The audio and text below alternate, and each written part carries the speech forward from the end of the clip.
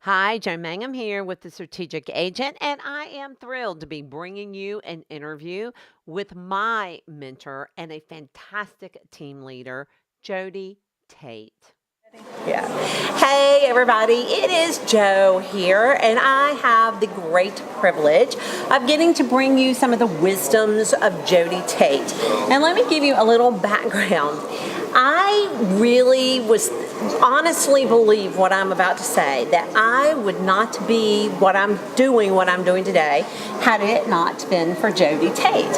I was selling but lots of agents were asking me questions, and I figured out that I liked that, but I wasn't good at training. I had no idea what to do. At the time, Jodi was the trainer for the company, and she took me under her wing, and she taught me what to do. And even after she had transitioned back to Winston-Salem, North Carolina, so she's out of the triad, I would call her and go, Jodi, I don't think I did that right, or I sucked at that. And she would encourage me, and she would settle me in. She would tell me that I was great, which allowed me the confidence to keep going. So if you like anything that we do at the Strategic Agent, she's the one it started with. That's very kind. She's the one she started with. But really, Jodi, you have just a fascinating kind of road that you've gone on. You've been in management. You were general sales manager for a really long time. Mm-hmm. You did training. You traveled to do training. You did all of those things because at heart she is a teacher. Mm-hmm. And then over the past couple of years, you made the transition back into sales. Yes. You started in sales, and then you did a transition back over into sales, coming in and starting a team. Mm-hmm. Now, what's really interesting is that, Jodi you sat in that General Brokerage Manager role for a really long time. Yes. And you got to see teams. Mm-hmm. And you got to see the good, the bad, and the ugly. Indeed. And so when you went out to start your team, how did that experience inform what you did? Well, it definitely gave me what I'll say leverage. Okay. Because I had seen the mistakes that were made. Right. I knew things that I needed to do up front, which would help the whole process move along in a more focused fashion. Right. Which is part of my personality, so that worked well for me. Me too. Me too. Can I stop right there for please. A second? Because here's one of the things I think that is an example of what you just said. And the example of that is that when I went on her website yesterday and I really started studying, getting ready for all of this, the thing that kind of struck me is that, first off, her brand is very clear, right? Her brand is called the Blue Door Group, and that is a very clear brand. And she named it the Blue Door Group for very specific reasons, right? And would you like to explain why you named it Blue Door? Absolutely. Blue doors throughout history have a significance of safe harbor, goodwill, everything that we felt like was important in home ownership. And of course, the door is an iconic part of the house. Mm-hmm. So we felt like it was a really good fit. Yeah.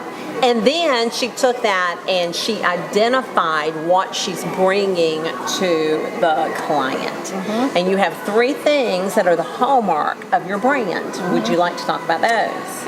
Well, we are very big into having strategic plans, whether it is selling your house or purchasing. We have a system, a strategy, if you will, that meets your needs, not a cookie cutter across the board, right. But tell us what you need to do, and then we have a strategy that will help you get there. So it's all about having a strategic approach. It's about having an experience that is gratifying and satisfying. Mm-hmm. We can't remove all the stress from the process, but we will certainly try to make the experience satisfying for right. you. And then also we're really big into the listening part of communication, which is because huge. It is the single biggest part. Yeah. So, all right. So the point of me stopping her there and talking about that is she didn't wake up one day and go, team, She said, okay, if I were to do a team, what would this look like? What would this feel like? Who would I be servicing? How do I put the brand of our team, the voice of our team out there? And she started there, which is what a team should do. Instead of, hey, you want to have fun? Right? Yeah. So, all right. I think sometimes people feel like in our industry, I'm getting a little busy, so now let's form a team. It's the new buzz thing It to is. do. And truthfully, it really does take a lot of forethought. You need to know what's the big why to do it. For me, it was I had a 10-year plan, what I wanted to do and accomplish with the Blue Door Group. So really answering that question first has to happen. So what's your big why? Why are you doing it? Why do you want to form a team? Okay, so the why. Why is it that you want to do it? And you had a 10-year plan.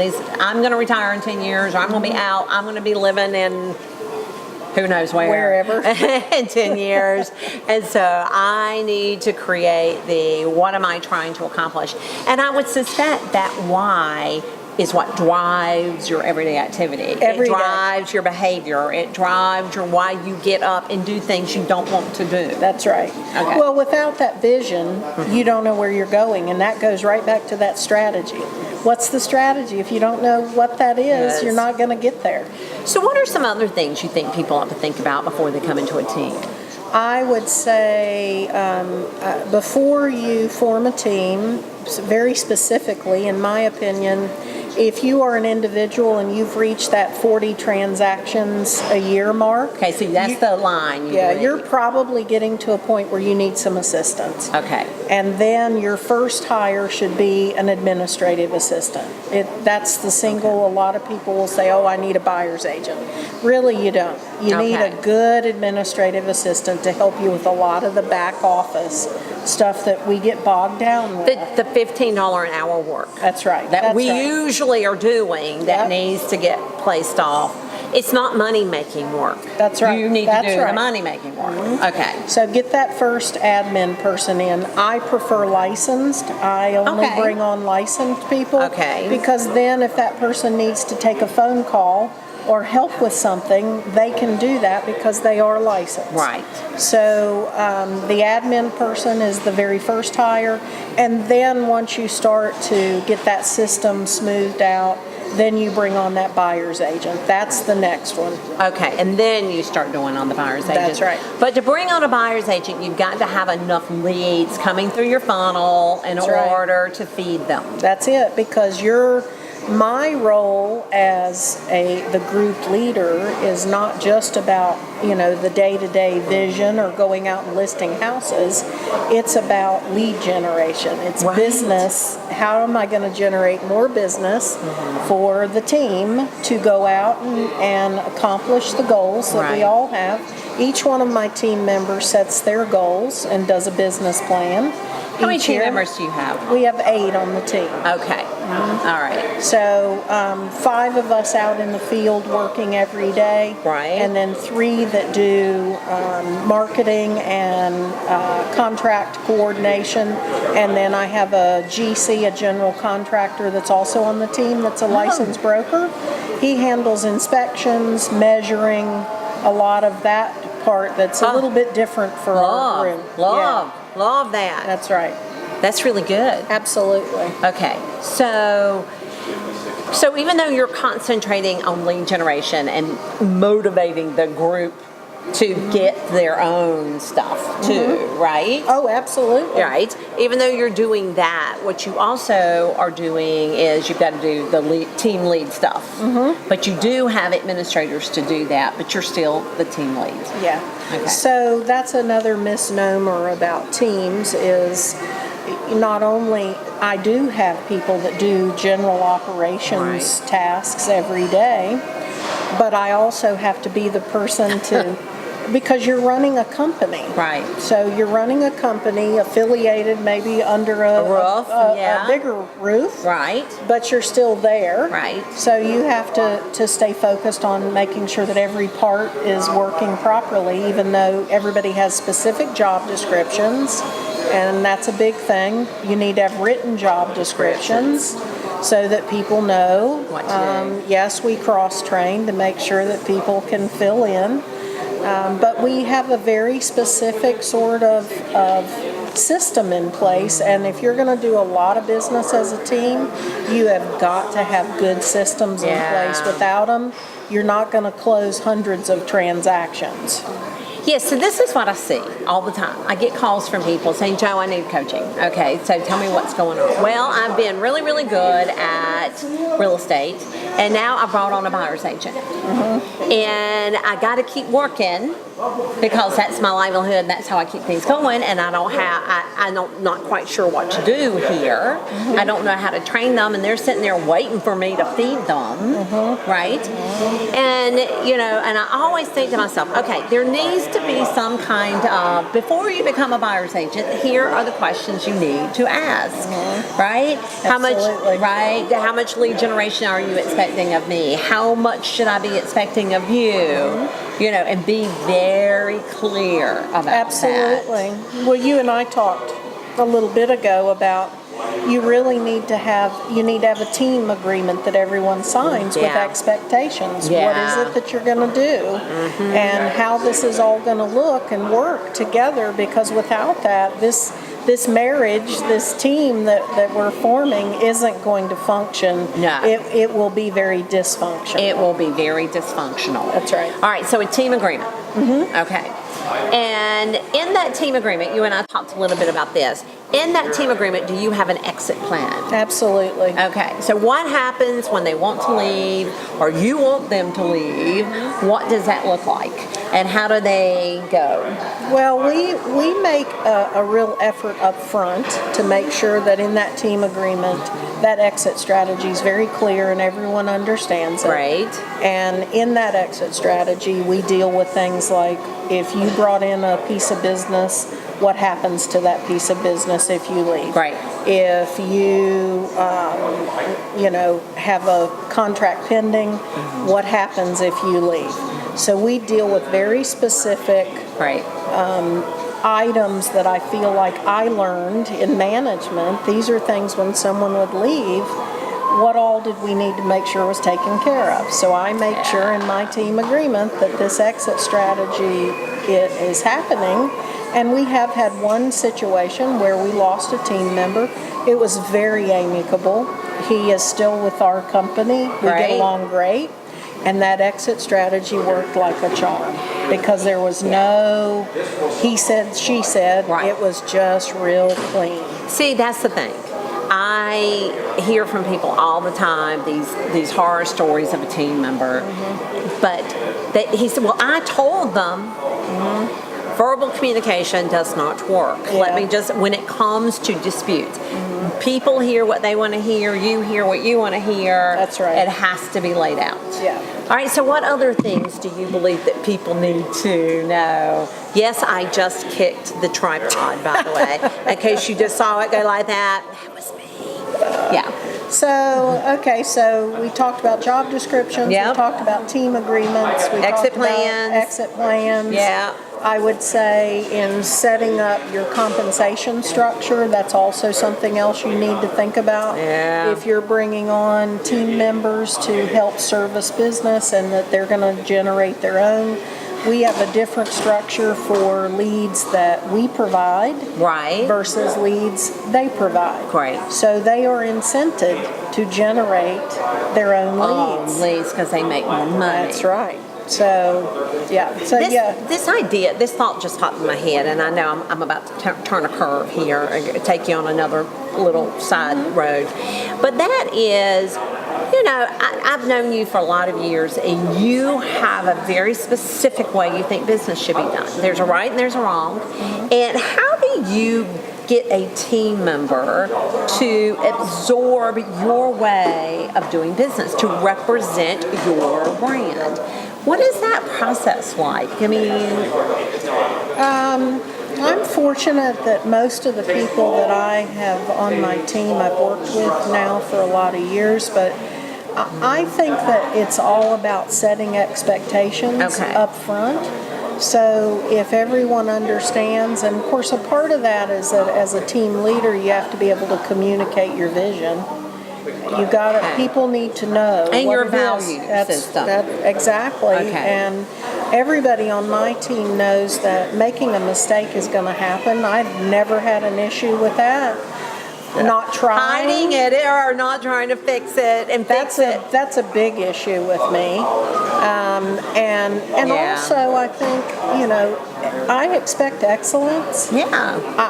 I've never trained to average. No, you have So, if we're going to be excellent, then that's what we're going to Gonna be. We're not going to be average. So, I think that it's all about communicating as you said, your value and also your vision. People want to work for a strong leader that knows where they're going.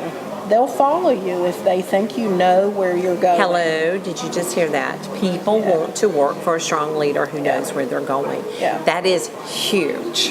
I think so. That is huge. Well, leadership in general is a big topic in real estate because sellers hire people who are leaders, not followers. That's right? So the leadership issue within real estate is a big issue. Absolutely. Of stepping into a leadership role. You are a person who's in the community helping people with housing. You're now a leader. That's right. And they will follow you Yeah. as long as you lead. So I think that, and I'm not the only leader in my group. Right. I surround myself with people that are better than I am. Right. That has to happen in order for this to grow. So I learn from my folks all the time, and my main goal is I plan to create something that these people that are with me can own. They can own it. They So can that's take the it. long range plan. You have an exit in 10 years. Yep. Are we at the 10-year mark or are we at the 8-year Oh no, mark? we're about 2 years in, so we've We're got at the 8 more 8 years. we got 8 8 more more years. Okay. But I want to have something that is really worth something that the folks that have invested can have ownership. Take God, it that is and run so with big. it. Yep. That is so big. Because most agents just come in and work. That's right. And then I stop. And then they stop. Or they fall over. That's or right. they, right? That's right. It's really interesting. Years ago, there was a woman in my office. I will never forget her. She was in her early 70s, was still working, right? Was still working because she had never built it to be something that could get sold or That's something right. that she could benefit from. And so what she did was, but so she just worked because she needed the money. And she was sitting in the conference room one day writing an offer and killed every day. Oh my, yeah. And that had such a huge impression on me because that was that moment I went, yeah, I'm not going to be her. I'm not going to be her. I'm not going to be that person. And so you're creating that thing. Yeah. So in 8 years, you're going to be handing the business over to the team. To whomever is the leader, the heir apparent, whoever that might be. And we don't know who that is. Not yet. We Okay. don't. All right. That's okay. And because Blue Door Group is a firm that Right. is an actual corporation, Right. these people can buy in. They actually can have ownership in it, so that when that 10-year mark hits, it's just a simple transition for me to have the folks that have invested the years in it and have ownership to be able to take it and continue to Huge. run, and then I get residual Income, benefits. right? That's exactly right. So That's a fine plan. And that's the way a plan should be. It shouldn't be a revolving door of buyer's agents. that's right. No, I'm not interested in that. No, it shouldn't be a revolving door of buyer's agents. It should be finding people who want to build the firm together with some strong leadership and guidance and establishing some expectations. That was my strategy, my Yeah, whole vision. it's a It may good be time. different for other people, but for me, Right. I didn't want to have the revolving door, and I also didn't want to invest a great deal of time into Right. growing something and then have to continue to, have Right. the turnover. So you brought in people that had been in the business a while. Yes. You did not bring in newbies. No. Okay. So that's No. part of that strategy. Newbies equal time. Well, and also from our perspective in North Carolina, Yeah. Provisional then- brokers. That's right. Provisional Yeah. brokers cannot be under two Dual different. affiliated. That's right. So if you're watching this from another state, don't worry about this. If you're watching it from North Carolina, that is one of the rules. A provisional broker cannot be dual affiliated. So in your case, where you have a firm under a firm, a provisional broker cannot be there. That's right. So you have to have a seasoned broker. Right. But I like to, if I'm going to bring on somebody, then I Yeah. want them to have at least 3 years experience and be closing 15 to 20 deals a year. What is the reason someone would want to join your team? We are what I would like to say is a boutique. Okay. You know, our brand is very clearly defined, as you alluded to. We have a great deal of support for our team members. We kind of work like a well-oiled machine. We laugh. We say, okay, when one of us turns, everybody turns. So, but one example would be a team member gets a listing. Yeah. They send a text message to Henry, who is our general contractor and also our dot loop aficionado.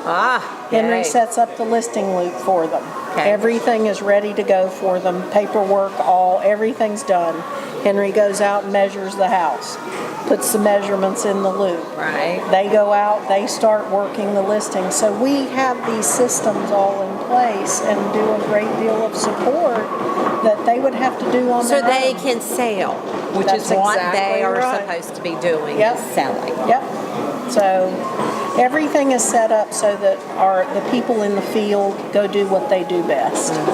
And that is the essence of a team. That's right. That's the reason you come into a team. So you can work in your brilliance and somebody else can do the things you're not so good at. That's right. Well, Right? we were talking about social media. Would love to be that person, but I'm not.